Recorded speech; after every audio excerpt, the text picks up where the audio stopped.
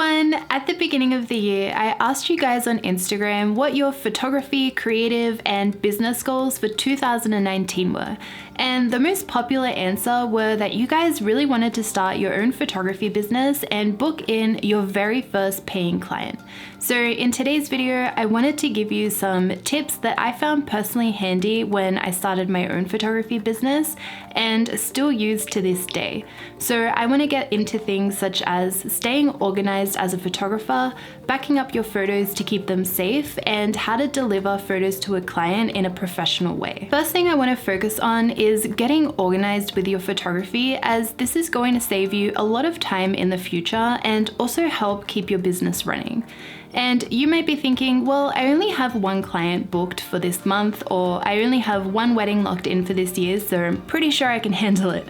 But getting organized as a photographer is one of the most important things that you can do, especially right now when you have a bit more time to work and figure out your workflow before you eventually do start to get very busy. I touched on this in last week's vlog, but the first thing I recommend is to start using a calendar.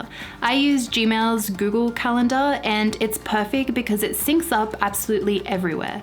On my computer, on my phone, and I also have it synced up with Dan as we both work together. In the calendar, I like to put in absolutely everything that I'm doing. So this includes photo shoots, tentative photo shoot dates, travel dates, weddings, delivery time on photos, meetings, and personal events as well. Being reliable as a photographer is, in my opinion, one of the most important things that clients can know you for, and keeping a calendar that you fill out all the time and that you look at every day is one of the easiest ways to stay on top of your work. For example, if I'm at a photo shoot with a possibly recurring client and they ask me when I'm available to shoot next, I can really quickly grab my phone, take a look at my calendar, and give them a few possible dates or a block of time where I'm available to shoot. On the other hand, if I don't have a calendar and I don't know what my next couple of weeks are looking like, if a client asks me, when are you going to be able to shoot next? It does sound pretty unprofessional to say, I don't know, or I'll have to figure it out, or I'll get back to you later. I find that making yourself easy to hire as a photographer is a great way to keep clients.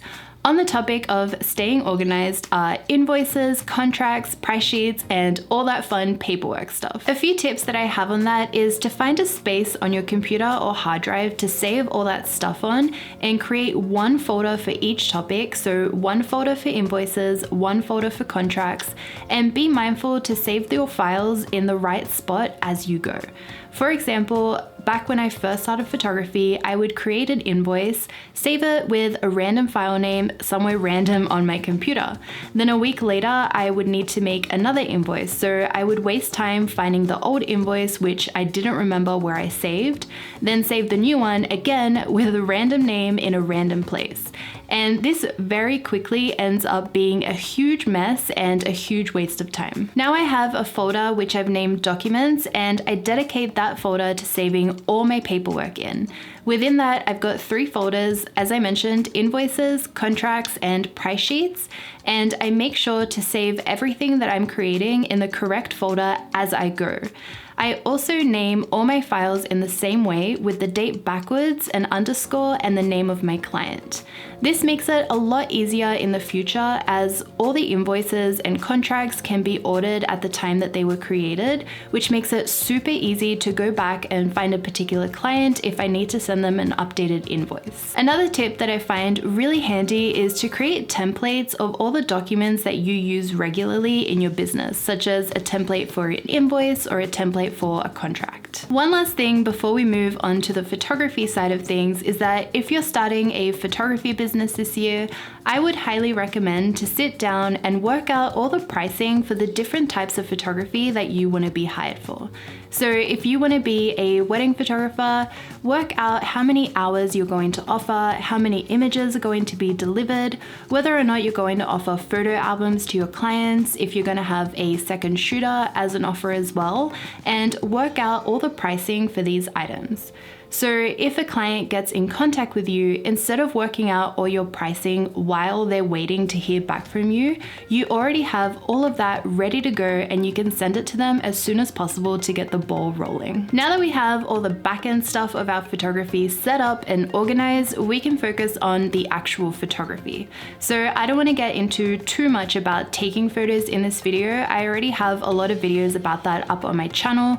If you want to learn about what are the best portrait lenses or how to plan a photo shoot, I'll leave some of those videos that I think you'll find the most helpful down in the description.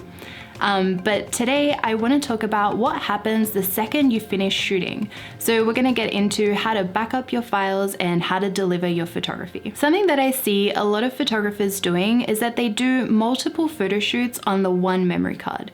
The main issue that I see with this is that while it's fine while you're shooting, by the time you get around to downloading that card, which may have 3 photo shoots on it and a bunch of personal photo shoots and random photos here and there, it can be such a mess and you can lose track of your photos really quickly. So in order to avoid that from happening, something that I got myself into the habit of doing very early on when I started photography was simply just to download the memory card on the same day that I do the photo shoot. Just like our paperwork, I dedicate one folder to downloading all my photo shoots on. Every time I have a new photo shoot to download, I create a new folder and name it with the date backwards and underscore and my client name, just like our invoices, and download the entire memory card to that folder.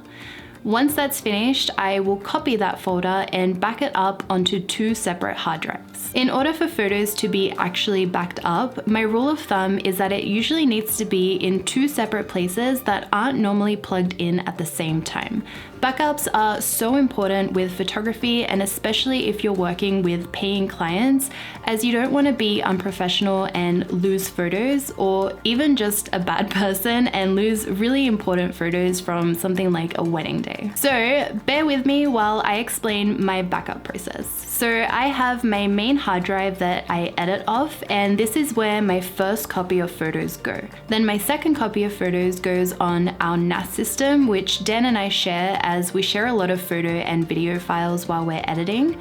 However, the NAS and my editing hard drive are normally plugged in at the same time.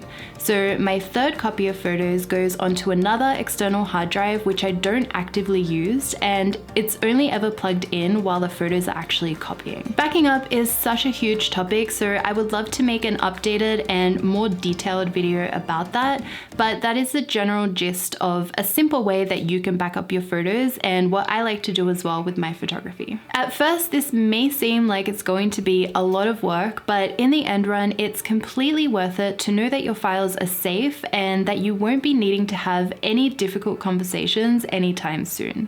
I find that an easy way to keep track of this is to make checklists of the things that you need to do for a photo shoot, just to make sure that you don't miss any steps in the backing up process. Making checklists and to-do list is such a big part of my life, and I like to use an app called Things and also the app Notes on my Mac computer. Here's an example of one of the lists that I have for when I have a new photo shoot, either for myself or for a client.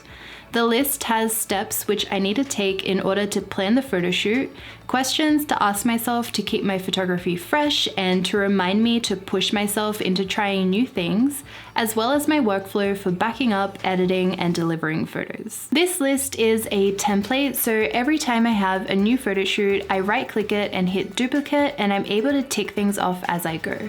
If you guys want a copy of this list, I've created a blog post which you can save and use for yourself, and I'll leave that down in the description for you guys. Last but not least is delivering your photos to your clients. And again, I'm not going to get into the editing side of things in this video. I do have a lot of Lightroom and Photoshop tutorials on my channel if you want to check it out. But once your photos are completely finished and ready to go, there are still so many things that need to happen. The first thing I like to do is get my images looking finalized. I like to do this in Adobe Bridge as you can easily see the thumbnails of all your photos. So the first thing I like to make sure is that they're all in the correct order. If they're not, I simply click and drag until I'm happy with how they look like.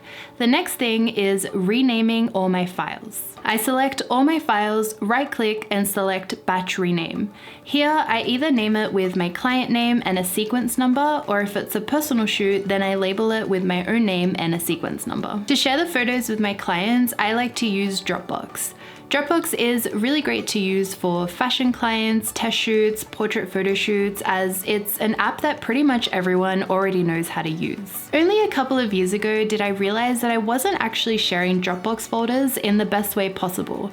I used to click on share inside the Dropbox website and type in the email addresses of everyone that needed access to the photos and hit share.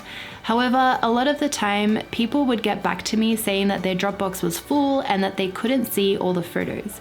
Because by sharing the actual folder with them, Dropbox automatically downloads all the files that you put into that folder onto their computer. So a better way that I found to share Dropbox folders is to actually create a link for that folder and copy and paste that link in an email or a text message. That way the photos don't automatically download and they can save the ones that they want. On the other hand, when it comes to wedding photography, I like to use a different website called Pixieset. This video, by the way, is not sponsored by these guys or Dropbox or anyone, but I did want to mention this as I get asked this a lot. Pixieset is such a great way to share wedding photos as it displays the images in such a beautiful way, making it a more fun and better experience for the couple when they're looking at their photos for the first time. Last but not least is updating your website with the final images you just delivered to your client. As you guys probably know, keeping your website updated is super important to future clients to show them that you're busy, that you're getting booked, and to show them your recent quality of work.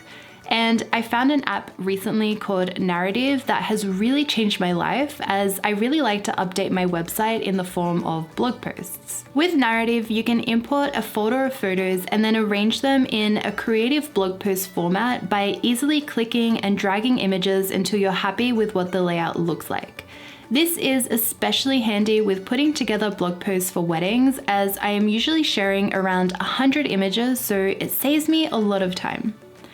I'm not sponsored by Narrative, but I do have an affiliate link. So if you guys want to try it out, they have a free trial of their program that you can download on their website. And if you really like it, you can use the code Julia15 to receive 15% off your order. That is so much information. I hope you guys had like a notepad and a pen and were noting some of these things down. And I really hope you picked up some tips that you can use in starting your own photography business. I'm so excited. It's really awesome to hear that you guys are all getting into this and wanting to get more client work.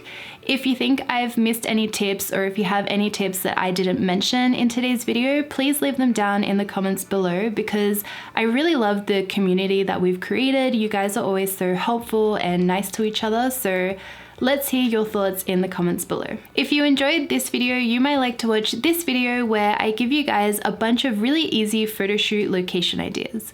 But as always, thank you so much for watching. I make new videos every single Wednesday, so I will see you all next time. Bye!